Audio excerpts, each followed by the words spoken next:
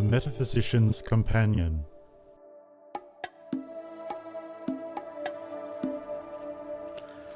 Well, good morning, John. It's lovely to see you today. I think we discussed last week that we talk about belief. Yeah, that's right. And good morning to you, of course. And hello to the listeners. And hello, yes. And I hope you're enjoying our podcasts and hopefully you're sharing them with your friends. So belief. Yeah, well, belief, for me, belief. Let me think about it. It's really about how you, well, for me, it's how I come to believe something how to hold something as true. Yeah, well, of course, as I was talking earlier on about how when we're between 0 and 7, how we're basically like a sponge because the theta waves of our brain are the most prevalent. So we're just basically sucking everything in. It's like hypnosis. So a lot of beliefs come from those early years and then continue on after that. Yeah, you form an understanding of the world that you live in. Yeah, well, it's because that's what you need to do. It's all part of the growth of who you are. But then beliefs can become an overwhelming thing, or they can be something that is manipulated or moved in other ways. And as I mentioned to you, I had a email from somebody the other day talking about fairies and various other things like that, and did they exist and all the rest of it. Now, is that a belief or is that a reality? That's a big question. Well, yeah, for me there's a kind of scale, like things that I have experienced, and even though they're unusual in terms of our everyday society, I accept them as true because I've experienced it. And then there are things like explanations of things that are outside my experience, which I go, sounds possible. And then there are things that are a bit further away, which I go, well, I don't know about that. And fairies fits into that category of, I'm inclined to be dismissive. I would like to call them nature spirits rather than fairies. Yes, nature spirits is another issue. That's one of those ones where I'm open. Because I can tell you a story. Of course you have a story. I think we'd all like to hear it. Being slightly psychic, I use that word slightly because when this happened, it was not something I was really thinking about. Psychic I was in business at the time and a heap of problems. And where I used to live, there used to be a park. And in the park was football pitches and all that stuff. But beyond that was a river. And around that river was a lot of bushland and whatever. Mm-hmm. And I used to go sometimes to meditate. And I had this rock I used to find by the river. I meditated on this rock. Yeah. Listen to the water. That was my big thing at the time. And I was really down in the dumps one day, quite depressed. And I thought, I need a change in energy. I need to feel something else than this. So I was open to something positive to come to me. I think that's the right word. Yeah. And so I decided that I would actually follow the pathway along the bush track by the river. And so I walked down to the park. I actually drove to the park. And then I walked from there into the bush area near the river and started to walk along. And as I did, I felt an energy change. And the energy change for me was the area of what I was in, the water flowing and the trees and the bracken and and the flowers and all that sort of stuff. Mm-hmm. But then I started to think about it and said, what is going on here? And then I felt an energy. It wasn't the trees. It was another life force. Oh, yeah. And I put that down to nature spirits because I remember going and sitting under a tree and it was like two people who were small were standing in front of me and saying, "It's all okay. Don't have to worry. You're in a good place here. Just sit here and enjoy it." Which sounds really weird. Yeah. But when I left that area, I felt totally different. It's like I had been in touch Yeah. with another part of the planet. I think that's probably the right word. Yeah. Another living entity. And it wasn't just the trees and the flowers and the bush itself. There was more to it than that. Yeah. I mean, So as I talk about spirituality, spirituality is all about experience. So again, I've never forgotten that.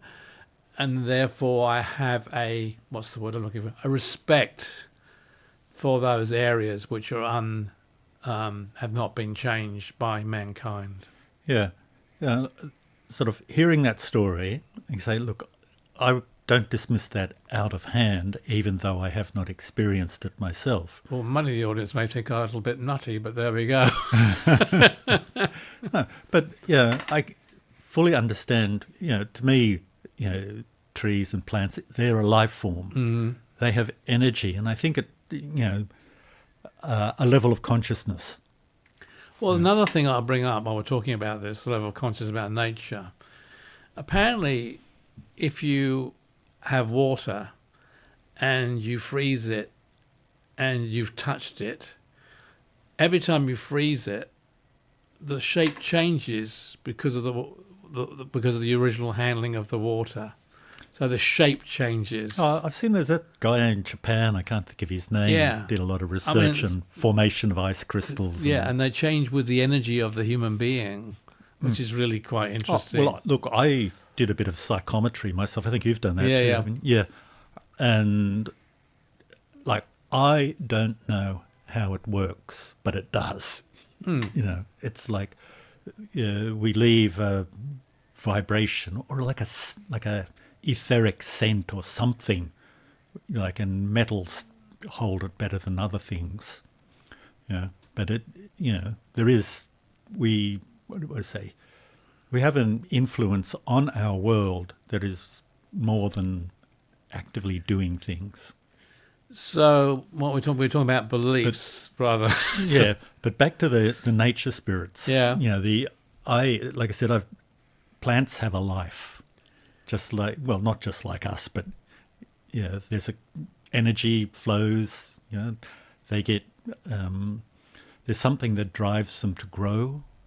Well, there's also apparently experiments done when you talk to plants every day, because they actually get healthier. It's like the communication. Playing music and... Playing music. I mean, all this stuff is there. So it's got to...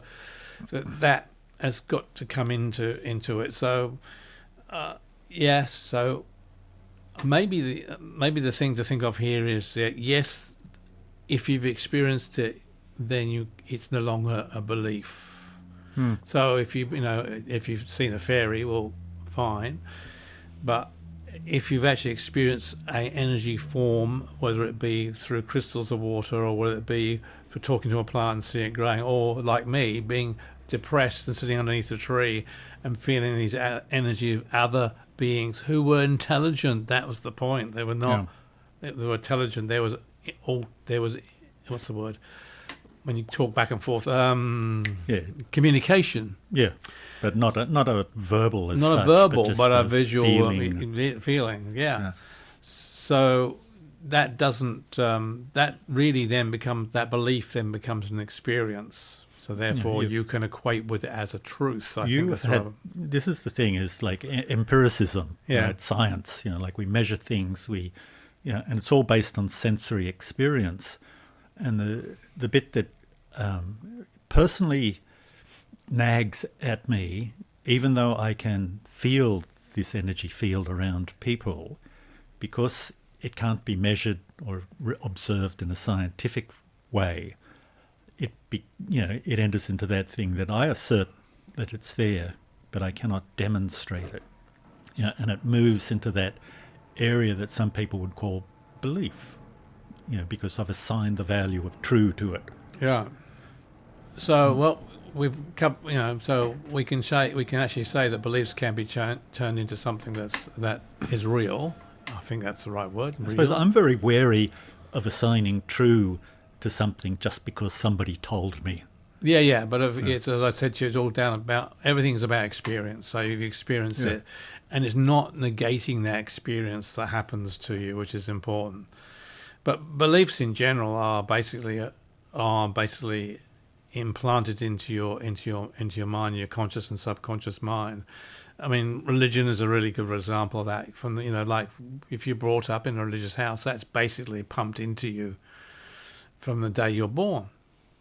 Oh, yeah. Yeah. So basically, you come away with a belief in this religion. Yeah, you're told that it's true. You're told true. Yeah, so until you can actually experience the truthfulness of that, or have some evidence that there's something in this, it is only a belief. Yeah, a lot of the things that they do, particularly in religions, is that rituals are to instill and set the belief with an emotional response. It's getting an emotional response so that it bypasses the intellect, that you feel that it's true. Yeah, but that emotional response is actually not an experiential. Yeah, in a sense, well, it that's is, what I mean. but it's learned behaviour. Learned behaviour, yeah. So that's the difference between it. But beliefs actually, in my opinion, are a dangerous thing, because they can beliefs themselves, if they're not cast in experience, can cause all sorts of things. Can cause wars even. Well, one of the things I was having a look at, I keep bringing up, is flat Earth. Yeah. People assign the value of true to flat, that the Earth is flat. Mm. And they have no way of demonstrating it, but they are firmly emotionally committed to it. For what I believe is, feelings of insignificance is one of the main drivers, and it's a way of controlling that feeling. And the trouble is, beliefs can be manipulated.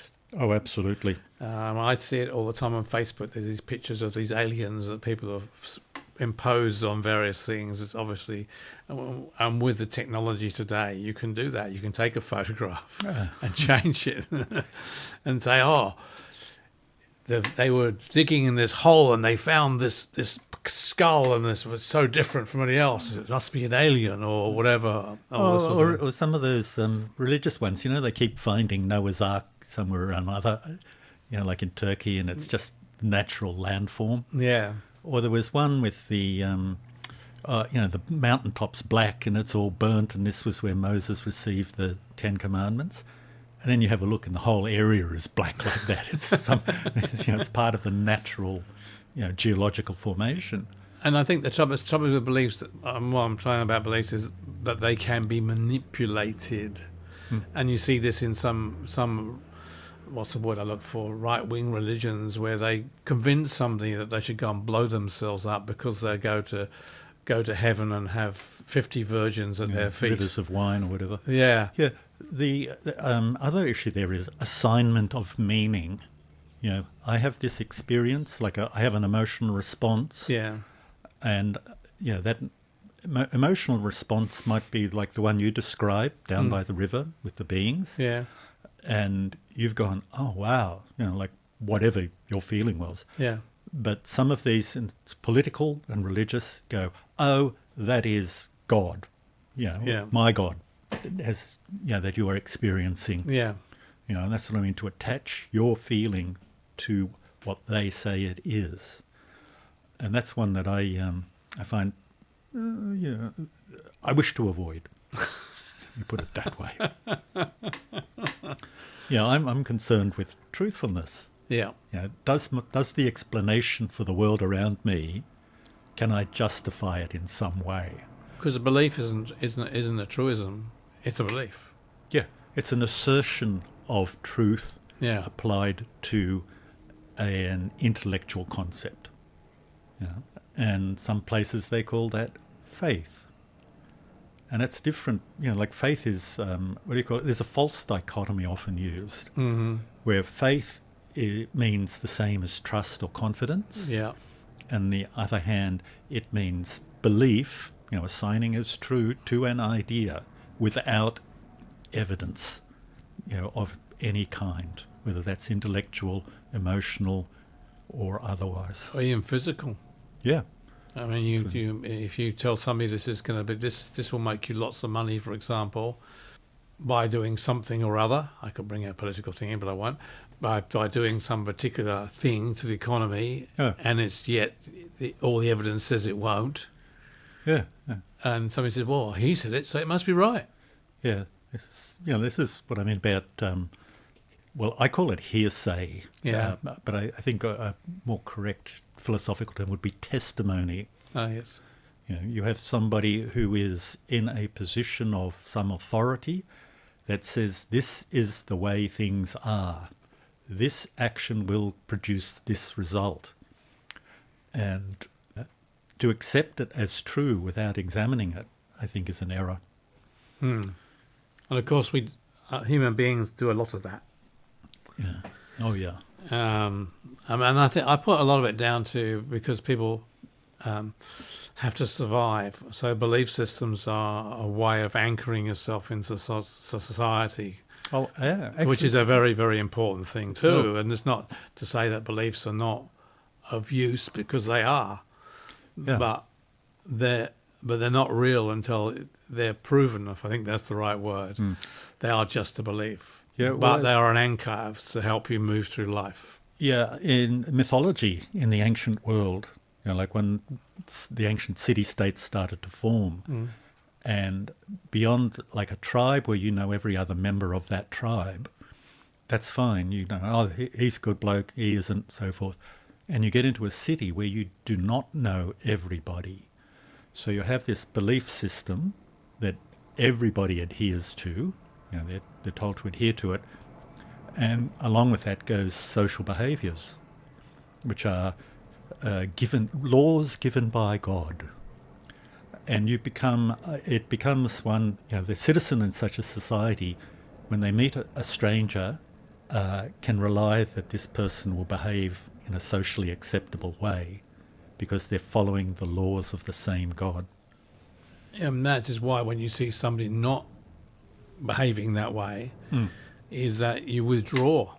See, in our secular society, we go through schools and we are socialised to a particular way of behaving in whatever society it is we grow up in. And it's the same deal. We walk out on the street, we see hundreds of people that we don't know, but we're reasonably confident that the majority of them will behave in ways that we expect. And this is one of the reasons beliefs are really good. Oh, yeah. Because beliefs make the society run. So that's belief you shouldn't go and kill somebody. That's a pretty decent one. No, but it's right. It's true. It's true. You shouldn't kill somebody because repercussions and the laws are there to say, well, if you kill somebody, well, you can pay a penalty of some sort, but depending where you are living, you could get hanged or whatever it may be, or you could have life imprisonment or whatever it is. But that again is part of the belief system which is been set in place, which as you said, helps formulate society so it's controllable. Yeah. Well, so it works without conflict. Yeah. It's a way of reducing conflict. So beliefs can be very useful. It doesn't make them true. So you can always test your beliefs. Oh, absolutely. I think it's that book there, actually. What does he say? Hold your beliefs lightly. Which I take to be, do not assign the value of truth to them, even if they are useful. Yeah. Well, should we finish on that note, John? Yeah, it's probably a good place to stop. And you looked at the clock. I think we've got... All right. Well, I hope you've enjoyed that little conversation, and I hope it's opened up your minds, because the main thing about our conversations is we test each other with various things, which is to try and open our own minds up in one way or another. I get a lot from John, and John hopefully gets a lot from me. So we hope that is actually what happens when you listen to our podcasts. Yeah, I was having a lot of fun with that one, I must say. Yeah, so again, anybody wants to make a comment, please do either on the Spotify page or on the email, which John will now give you. It's metphyscompanion@gmail.com. So METPHYS companion@gmail.com. Anyway, for now, I'd Okay. like to say goodbye to everybody, and we hope you listen to our further podcasts. Thank you. Catch you on the next one. Bye.